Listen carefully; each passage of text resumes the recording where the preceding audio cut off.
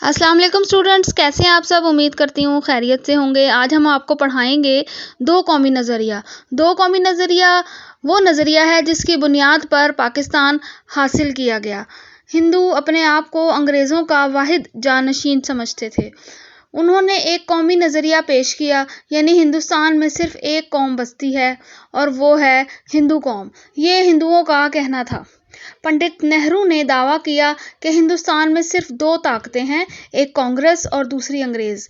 کانگریس ہندوؤں کی مضبوط جماعت کا نام تھا، لیکن قائد اعظم رحمۃ اللہ علیہ نے اس چیلنج کا جواب دیا کہ یہاں ایک تیسری طاقت بھی ہے اور وہ ہیں مسلمان۔ آپ رحمۃ اللہ علیہ نے پرزور دلائل سے دو قومی نظریہ پیش کیا، یعنی بتایا کہ مسلمان مذہب، تاریخ، لباس، تہذیب، زبان، غرض ہر لحاظ سے ہندوؤں سے الگ قوم ہے۔